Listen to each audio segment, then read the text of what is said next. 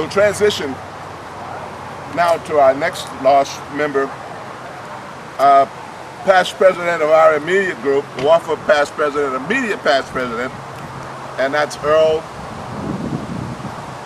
Lockhart, M6ECE.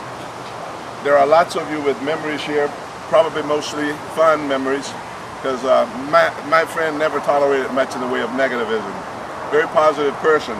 And at this time, we would like for the president of Vice at that time to come forth, and he was Earl's vice president, and light and let the smoke from Earl's call rise to the heavens, and your comments on Earl M6ECE would be very, very much appreciated at this time. All right, stop burning this first. Burn it. As the smoke goes forth,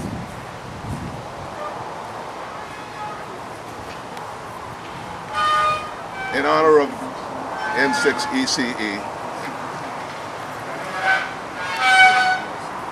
N6YW. You're on. Anybody else wanting to make comments on Earl, please take the next seat. Earl Lockhart was a very, very dear friend of mine for several reasons, but most notably, he was just somebody that made you feel naturally at home around him.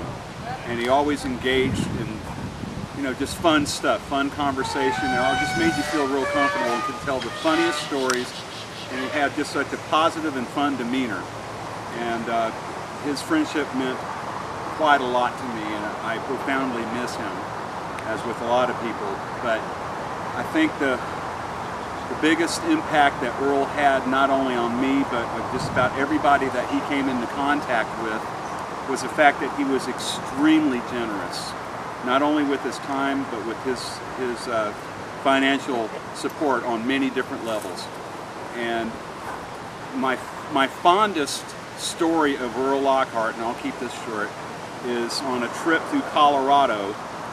I think they were going to an OMIC convention, and there's a Black Civil War museum there that they stopped by to see, and it was in a bad state of disrepair. The paint was peeling, the woodwork and the steps were in bad shape, and he was very distressed about this.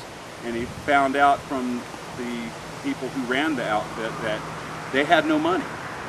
And so Earl said, "I want 3 bids. When you send me the bill, I want it done. I want this taken care of.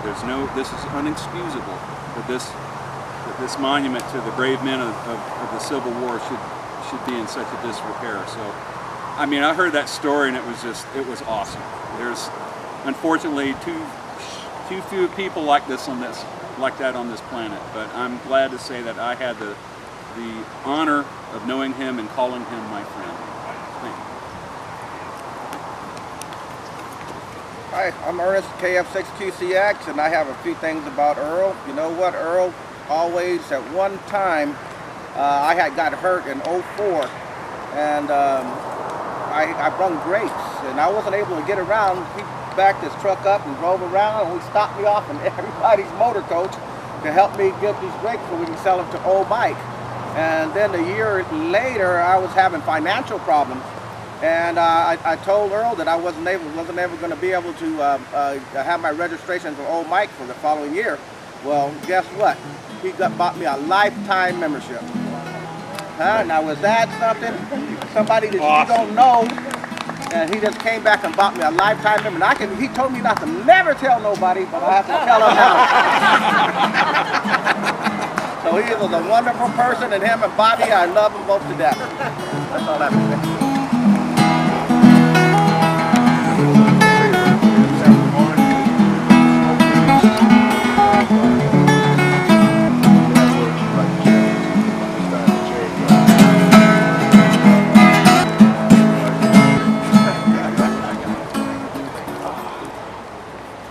Where do I start?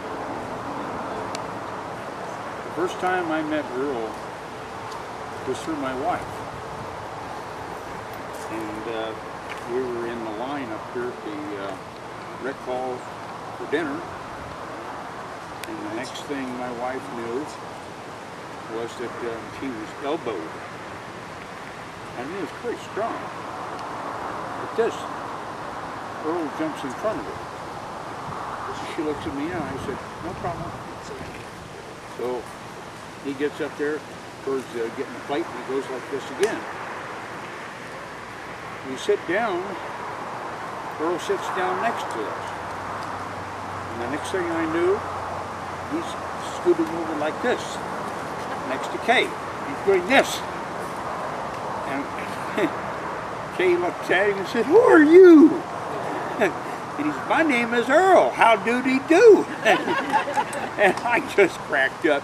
And that's the first time that I really met him. Over the years, when we've had, when he was president, we had our little tit for tats and so forth and so on. And Earl always had an opinion. It was neither negative nor positive. It was his way, and that was it. And if it didn't work that way, well, then he'd go call Moody.